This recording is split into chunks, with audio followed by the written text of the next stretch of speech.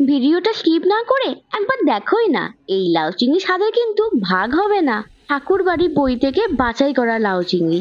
Butter মধ্যে শুধু লাগবে জিরে, ধনে, কাঁচা লঙ্কা। এদিকে চিংড়িকে ধুয়ে ভালোভাবে খোলসটা ছাড়িয়ে পরিষ্কার করে নিয়েছি। ডুমো ডুমো করে লাউ আলু কেটে রেখেছি। আলু কম দিয়েছি, লাউয়ের ভাগটা বেশি। 1 চামচ নুন দিয়ে ভাপিয়ে নাও। একটা বাটনা তৈরি করতে হবে, তার জন্য লাগবে 2 চামচ ধনে, 2 চামচ জিরে, 2টো কাঁচা লঙ্কা। প্রাথমিক কাজটা শেষ হয়ে গেলে গ্যাসের ফ্লেমটা অন করে দাও। একটা তেল দিয়ে আলু লাউটা ভালো করে ভেজে নাও। হালকা করে ভাজা হয়ে গেলে যখনই দেখবে জল ছাড়ছে, ওই সময় নুন হলুদ অ্যাড করো। কম পরিমাণ নুন দেবে, ভাপানোর টাইমে কিন্তু নুন দেওয়া ছিল। চিংড়িটা এই সময় অ্যাড করে দাও। ভালো করে ভাজো। চিংড়ি আগে থেকে ভাজার কোনো দরকার নেই, তাহলে চিংড়ির স্বাদ অনেকটাই কমে যায়। একটা কথা বলে রাখি বাপু, গ্যাসের ফ্লেমটা কিন্তু মিডিয়ামে রাখবে।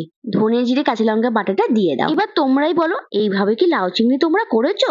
না না করনি, মিথ্যে বললে কিন্তু হবে না। চিনিটা সামান্য পরিমাণ দিও। ভালো করে ভেজে একটা ঢাকা দিয়ে রেখে দাও। এইদিকে একটা ছোট্ট প্যানের মধ্যে কিছুটা ঘি নিয়ে নাও আর গোটা জিরে। এই ফোড়নটা হয়ে গেলে ওপর থেকে ঢেলে দাও। উফ, হুম, এই স্বাদের ভাগ হবে না। পাপড়ির লাঞ্চ বক্সে কিন্তু হরেক রকমের আইটেম থাকে। সাবস্ক্রাইবটা করে যাও, তাহলেই বুঝবে। ধোয়া ওটা ভাত, তার সাথে ঠাকুর বাড়ির লাউ চিংড়ি। আহা!